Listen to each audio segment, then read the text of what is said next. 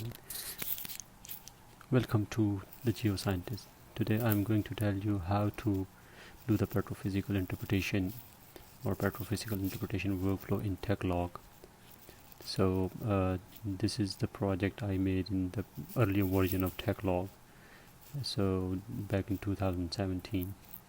What I'm going to show you how to import the data into well and to do the petrophysical interpretation. I'm going to tell you the workflow, what are the different methodologies for estimating different parameters you can do according to your experience or what you have learned. I'll just show you the standard workflow.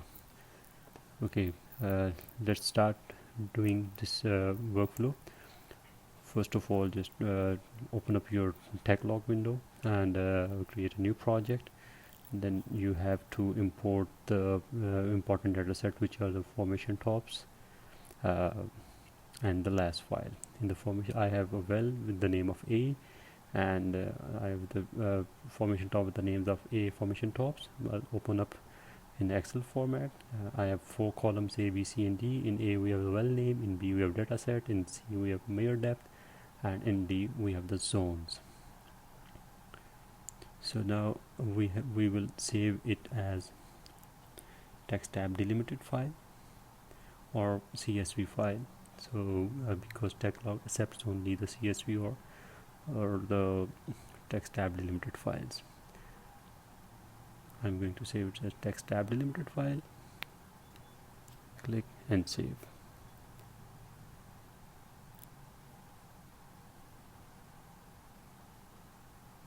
Yes.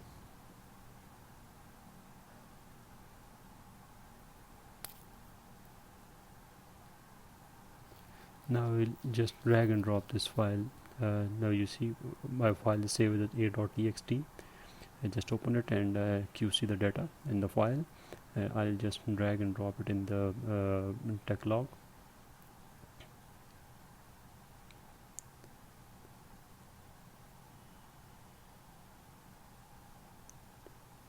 Okay, so this is the image I have here. This image is from the header of a violin log. So you have certain parameters given here that will be used for used during the petrophysical interpretation. So you should have your this header with you. You can find this in your last file as well, or the image file. So I have my image file for well A, the header file. I'll use the mud properties in my well A.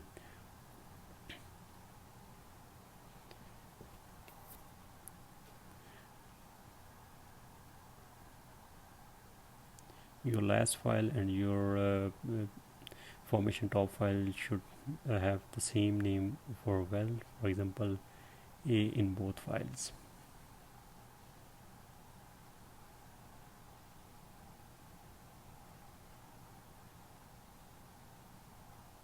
I'm just renaming it for my own convenience, so I just name it to A formation tops.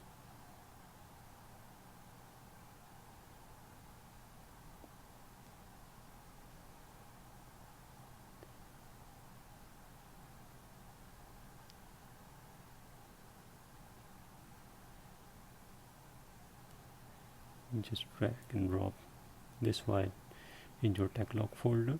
TechLog project window. So in the first column you have well name. It got it from in the Excel file, the file you imported. In the second column you have the dataset name. In the third you have the reference file. You change its parameter to meter, and this change its unit to meter. And in the fourth you have zone name. Now press Ctrl to import buffer, and here you have your dataset well A with the dataset stratigraphy, and import the well into the project browser, project tree. Close this one, import export window. Now you expand this and QC your data. Now you go to your data tab and select data editor and drag and drop stratigraphy over here. Now you can see the formation you have imported over here. You can edit the formation tops over here as well. Now the next step, you can QC what you have and what you have imported. QC is very important during your data import. Sometimes a small mistake will create a major error.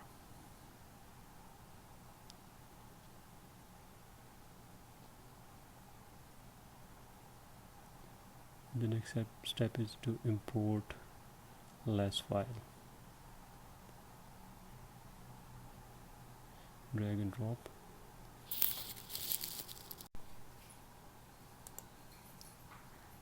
So a couple of logs over here.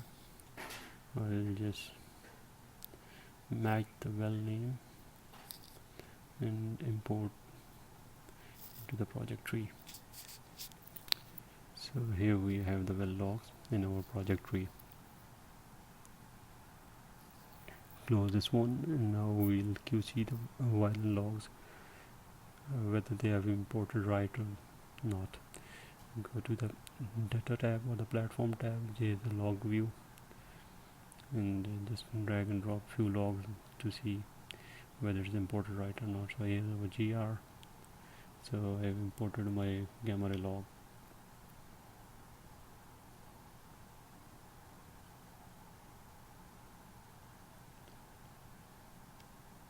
Scroll down and just visualize the log.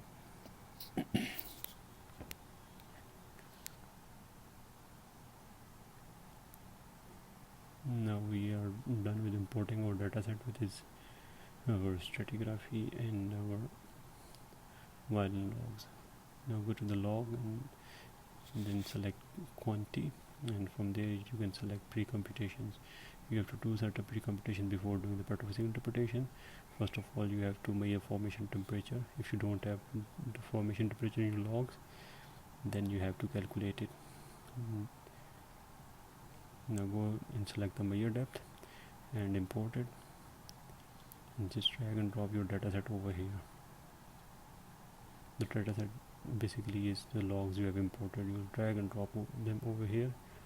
It will find the inputs from there, and you have to define the parameters.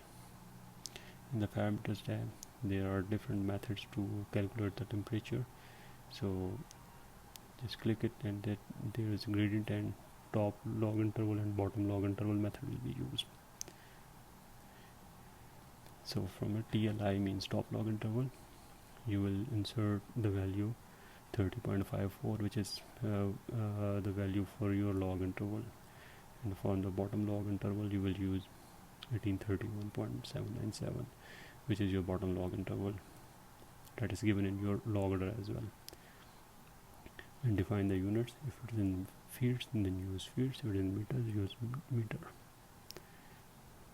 Now you have to give the temperature for the top log temperature and the bottom log temperature. What is your temperature at like 30.54 meters, and what is your temperature at the other depth? So open your log header. So here you are giving the resistivity of mud at certain temperatures. So these temperatures are basically temperatures at top log interval or bottom log interval.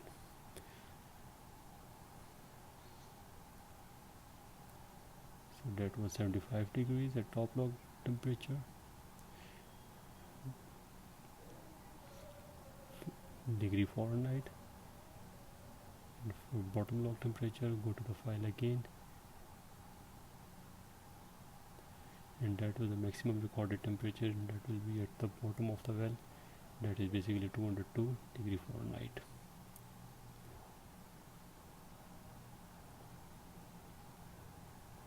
And that is Fahrenheit.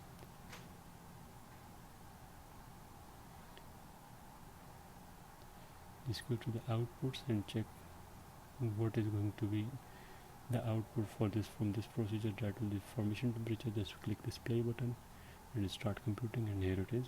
You have your formation depth according to the depth.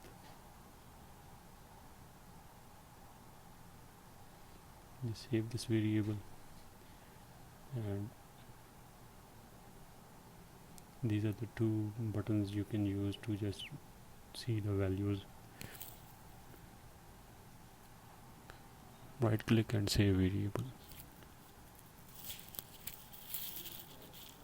Okay.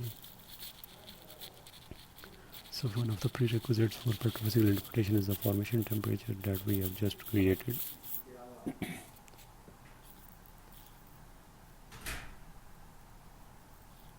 Now go to the quantity tab again, and now you are going to calculate the formation the mud salinity and resistivity. Now you have estimated the formation temperature. Select the formation temperature here and press create, and now it is getting the formation temperature from the well A. In the parameters, you are going to use the mud properties from your header tab, well header tab. So resistivity of mud at measure temperature, resistivity of mud filtrate, and resistivity of mud cake.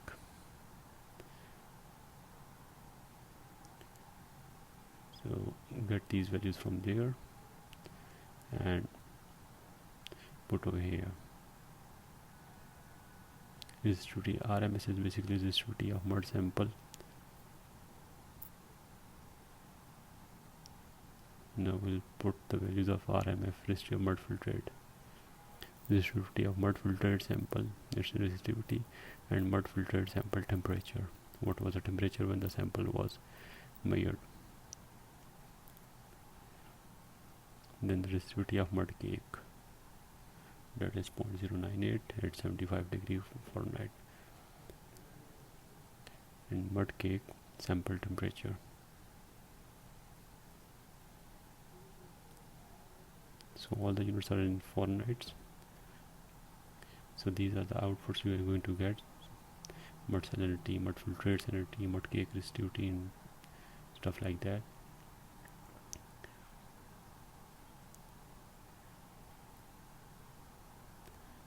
You can just use no or yes to display your outputs.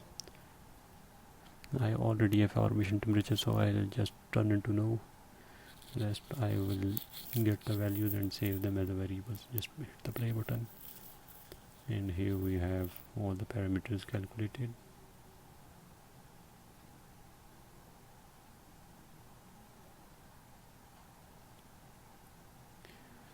Save all those variables in your project tree.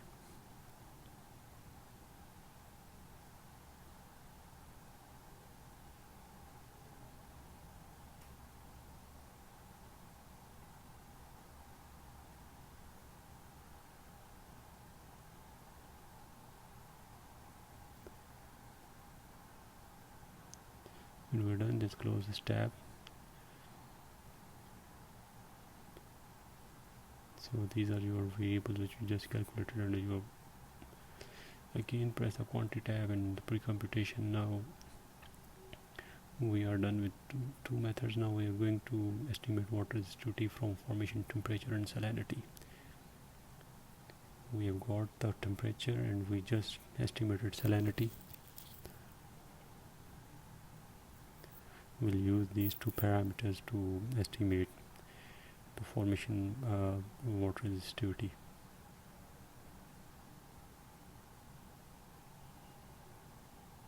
You don't have to give anything in the inputs or the parameters. It will get these values from the data you just gave as an input.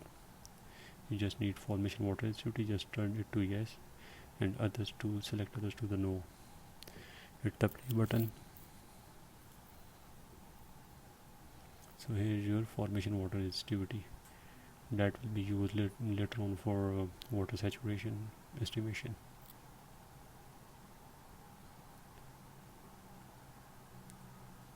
So I save this as a variable, resistivity of water X.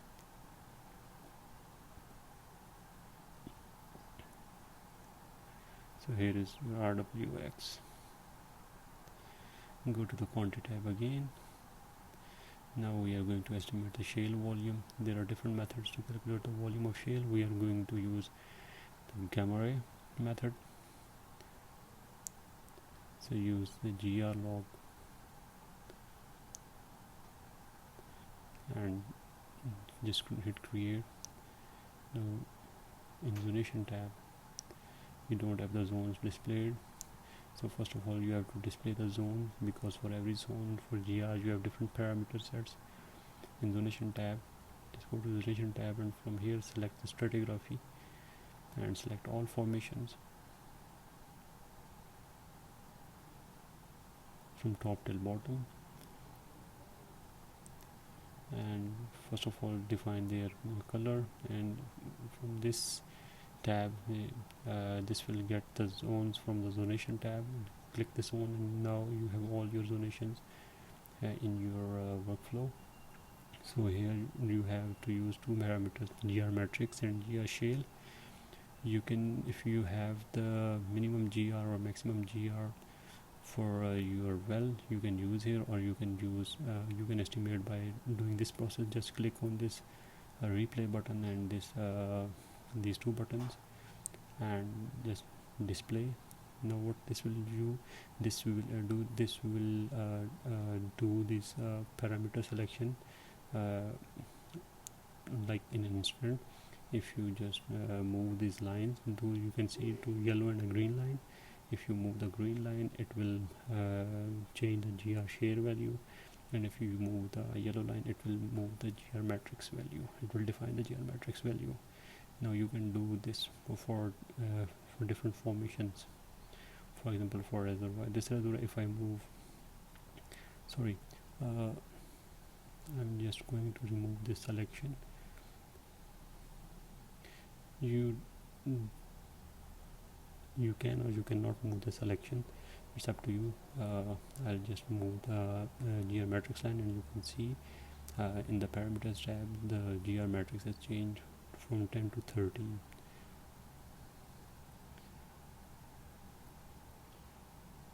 For shale, I'll select the maximum value where I have the shale, and I'll just move my GI shale value over there. That's the maximum GR in this formation, and it has like got this value from the logs.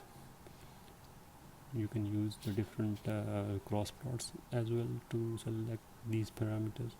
It's up to you. Whichever method you're confident in, you can use that one. For the GR method, right now I have selected the linear. There are different other correlations available to estimate the volume of shale. You can use whatever in your experience is the best.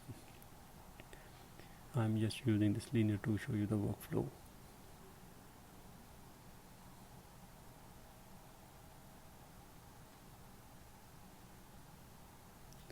So I'll do this method for all the formations.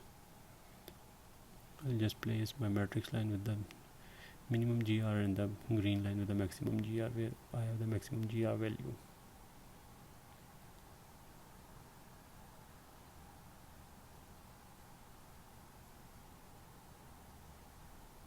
So I'm almost done with my reservoir formation, so I will just save variable.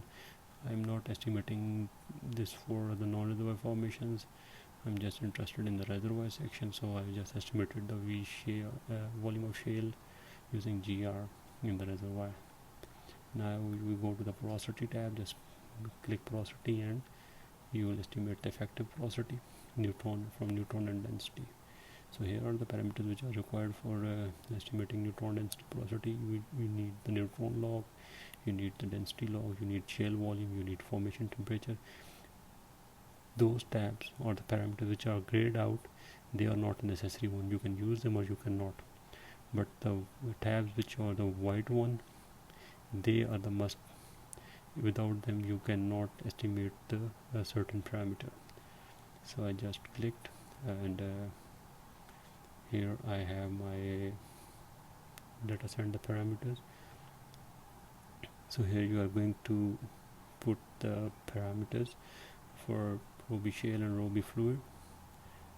Density for the shale and density for fluid. For the density of the fluid, you have to go to your log header, and there's a density given.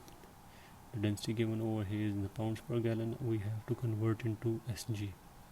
To convert it to SG, you have to divide pounds per gallon by 8.33. So for example, our density over here is 10.5. We'll divide it by 2.33, 8.33, sorry, and this comes to 1.26 SG, or gram per centimeter cube. So we'll put that value over here. So in every section of the different section of the well, different mud weight is used. So for every section you have a different mud weight. For example, for the 8.5 section you have different mud weight. For 24-inch section you have different mud weight. You have to select the mud weight according to the section. I just imported 1.26, but you have to use the mud weight accordingly, the mud used. Now I just displayed, and I have got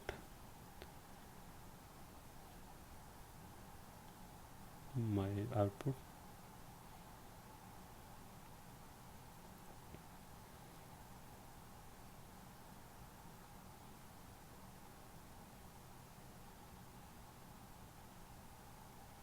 So this is my reservoir. I'm just checking where I have the values correct or the wrong. Go to log view again, and I'll display my neutron porosity over here. So there seems some problem with the data set. I guess my N5 data is in percentage. I have to convert it into the fractions, because it will take the fractions. Yes, that data set is in the percentage. I have to convert into the fraction. From percentage to fraction, you just have to divide your whole data set by 100. I'll just copy these values from here and open them in Excel. Control C. I'll just open a new Excel file.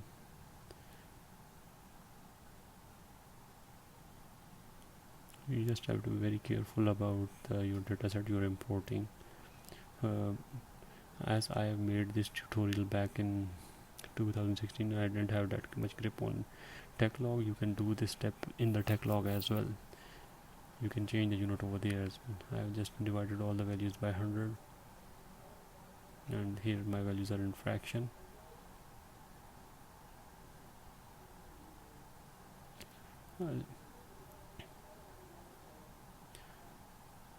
As I've just said, data was in percentage, so I have to convert it into the fraction. That was it was giving error and was not calculating the porosities.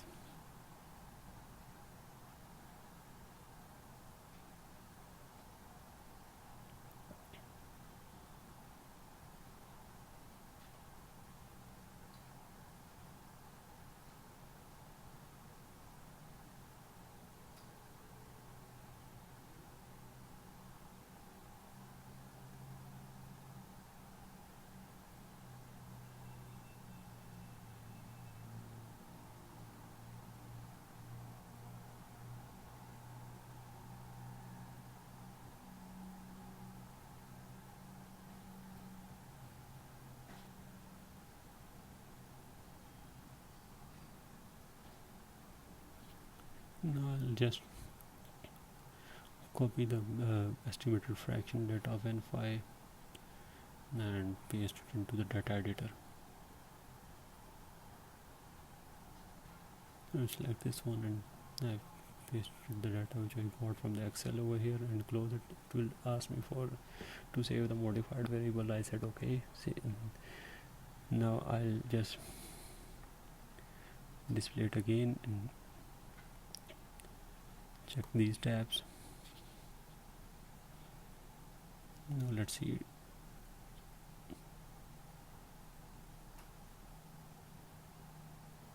So now we can see the N5 data over here.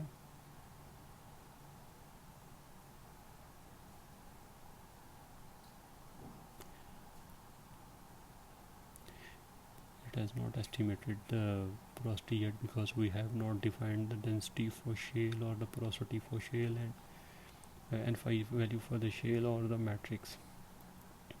So here we have the maximum shale. We will select this line as the density for shale. So density O, or at this interval will be the density of shale. Now you can see the different I would say different curves of the porosity for the total porosity and neutron porosity.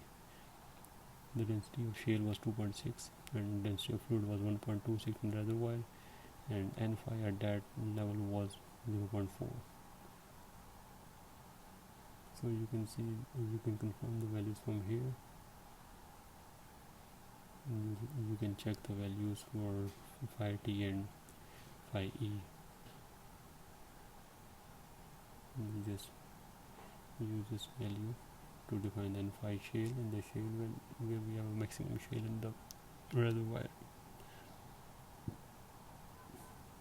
So here we have the maximum shale. So we have defined the N5 for shale and rho P for the shale. Will you do this process for the other formations or the reservoir formations or non-reservoir formation as well? Where we have the maximum shale, we will define the value for N5 and rho B.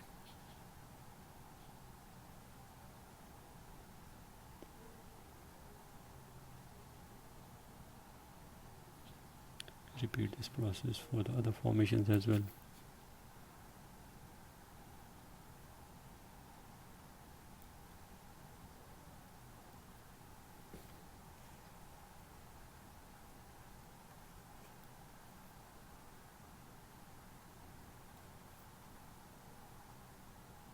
Here I have the peak for the reservoir B shale.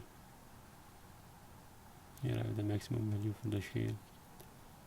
The GR is showing the peak, so I'll just take it as the rho B shale over here and the N5 shale.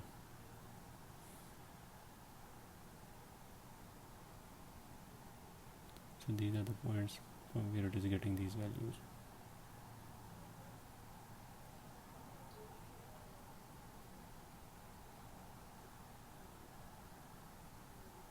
So now we are going to save these parameters. We have got one which is the phi T ND and phi E. ND means from neutron density. There are other methods to estimate porosity from different logs, for example from resistivity or from sonic. You can use all them and then combine them in using the porosity combiner. Just scroll down for the final QC checks.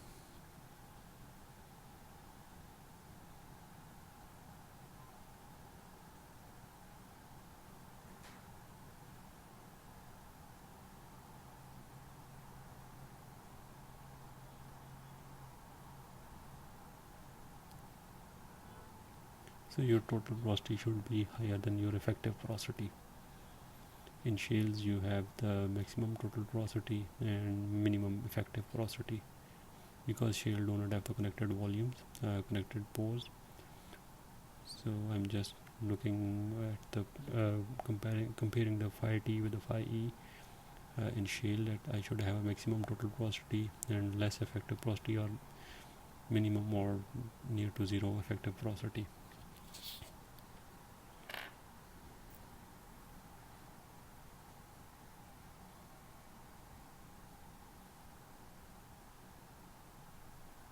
Because you can never have an effective porosity more than your total porosity. In this formation I was just having, because it's a shale, I was having a higher range of effective porosity, so I have to play with my parameters to get a good range of your effective porosity. Like in shale I cannot have an effective porosity, so I have to manipulate with my parameters accordingly. So here again I have to just adjust my maximum and minimum rho B and N5 lines to get minimum effective porosity in the shale, because later on if I use this porosity for the volume estimations and resource estimations, this will affect my reserves.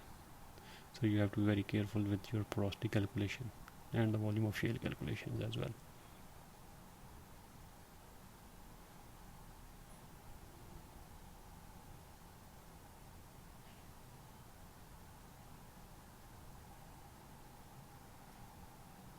Now I'll save my parameter variables phi END and phi TND.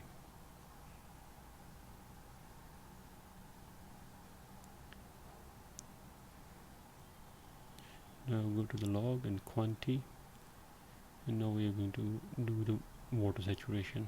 I'm going to use the simple Archie equation. You need to have a deep resistivity log, effective porosity. These are the must parameters. The grayed out parameters are not like you can use or you cannot use them. Just create.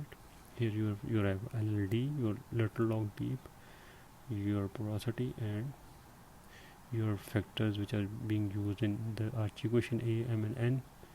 So these are your outputs you're going to get. Just change them to no for the parameter. For the output we don't need. I need the saturation of water, Archie. I'll just play, and here I have water saturation using Archie method.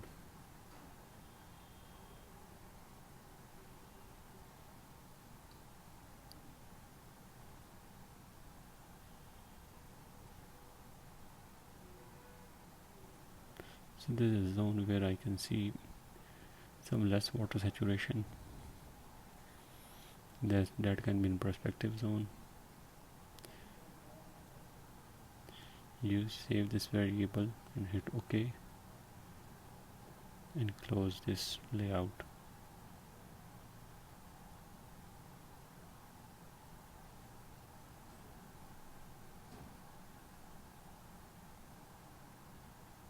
So now this is your workflow. If you change, you can change them from here as well. If you change one parameter from there, and you can change overall in the whole workflow. You should save this workflow with your name or whatever you want to save it with. I'll just save it as a petrophysical workflow.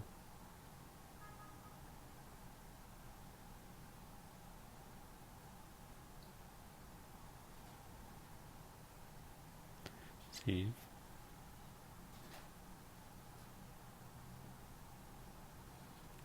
You want to give a name to the workflow manager. If you want to give it, it's up to you. Now if you go to your project tree, you will see the workflow saved over here. You click the petrophysical, it will display the whole workflow with your parameters saved in it.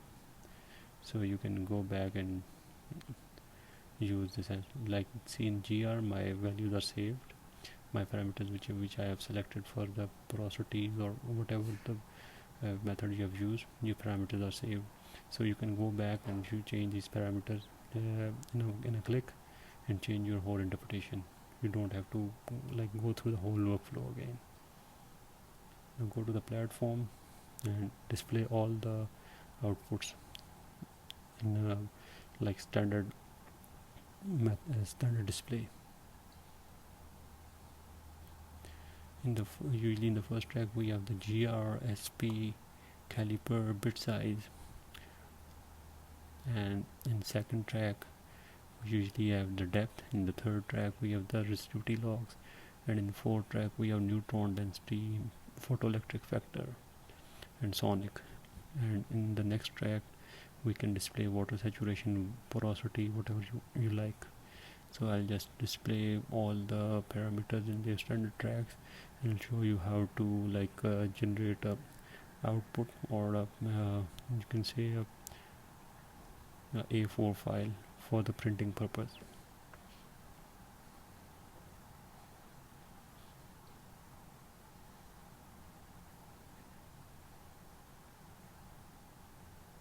Now in second track I am dragging and dropping the resistivity logs.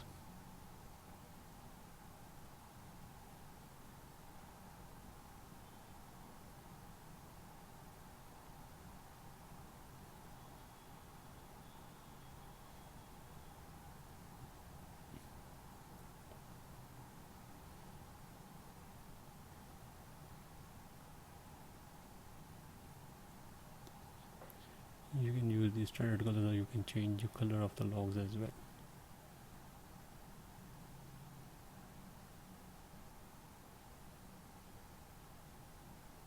In the next track I'm going to use density and neutron porosity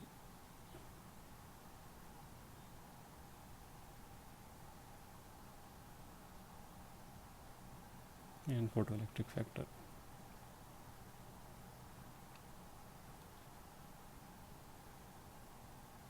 And dt as well.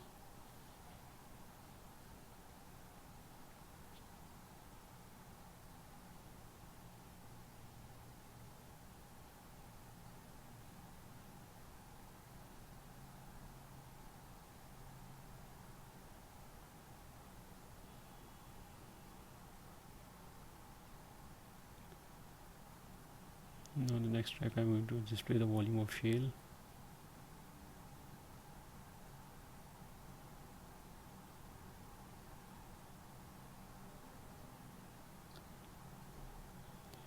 Now the next track I'm going to display the effective porosity.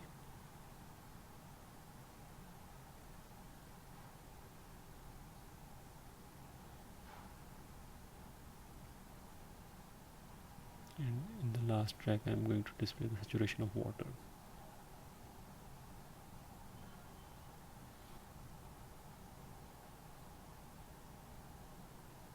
You can select all the tracks and hit F4, and you can change the width of track from there as well.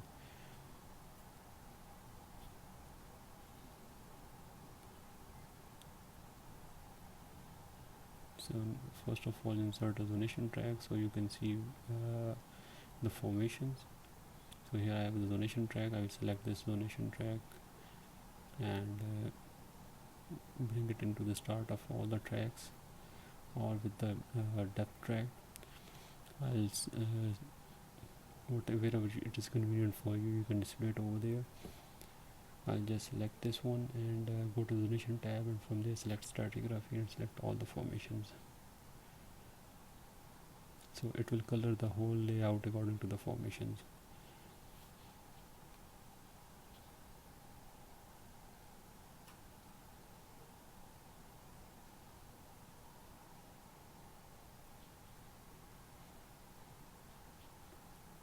You can, like in the zonation track, you can change the orientation of your text. Like select the stratigraphic trap and use this F4 button. Hit F4 and your properties tab will open, and from there in the display options you can use change this your stratigraphic orientation to horizontal.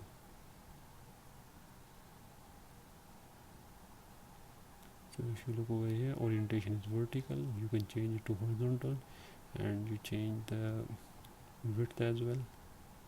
Sorry, I change the width of color zone.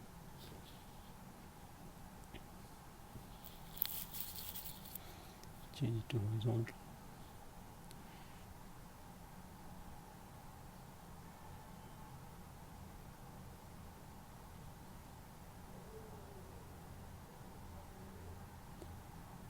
I'll change the font of the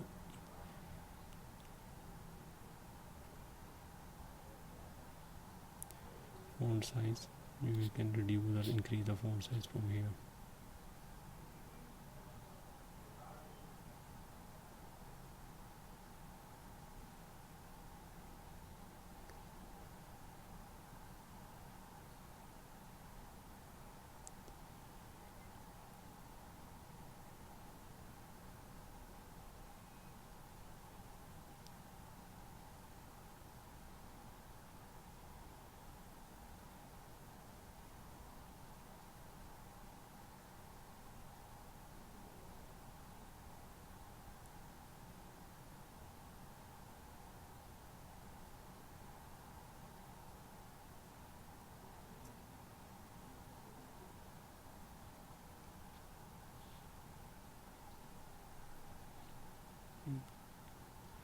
I'm just going to fill the points where rho b and phi are like just I'm going to fill the crossovers of n phi and rho b.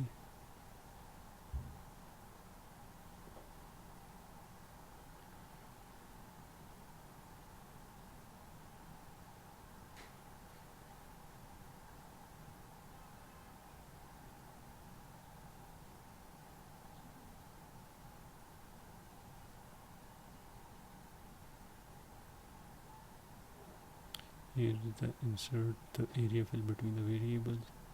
Select this one and it will fill the area within the variables from n phi to rho b and from rho b to n phi. So wherever we have a gas effect or a crossover, it will fill it with yellow, otherwise it will fill it with brown color.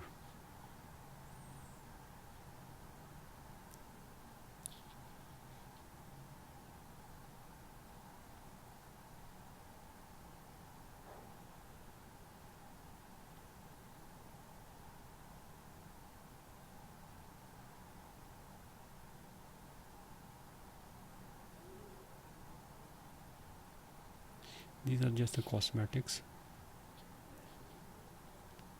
to make a layout.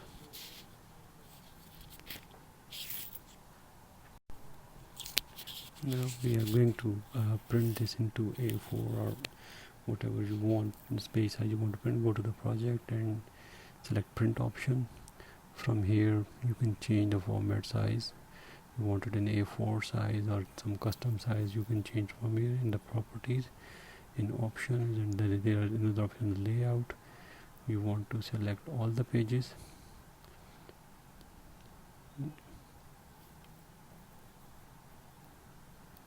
In properties you can see whether it's going to be portrait or landscape. I'm going to the printer properties. I print into the print to PDF. I'll apply and print. Just see how the print comes out. Hit print again. It will ask me for the location to save this data. I'm just going to save it at the desktop.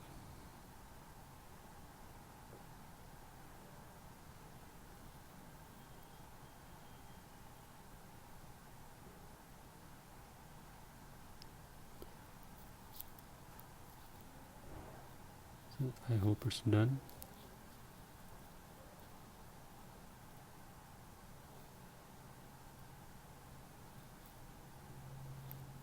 So here's my test interpretation. Right now it's showing the size 0 kilobyte. It's taking its time to print the whole interpretation in the PDF format.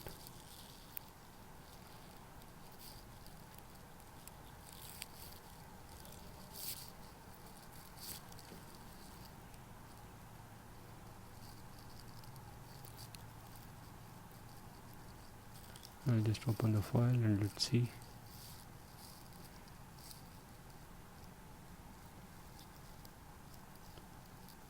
So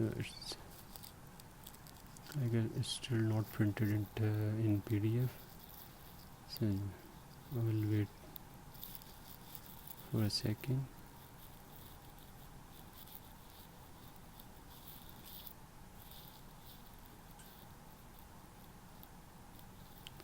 Sometimes it depends upon the size of the file or the length of the well.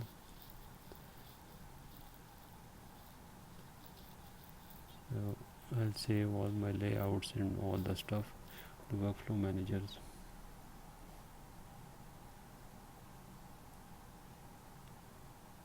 And then check my PDF file.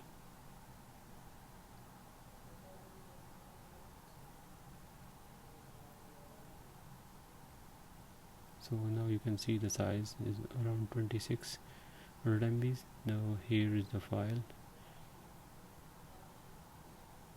So gives you the author name, the project details, the well name, and the layout you have just selected. And here's your, now you can print this in your A4 paper and like splices together and like give it to your management. So this is how you do your petrophysical interpretation. We'll see you into the next video. Thank you for watching.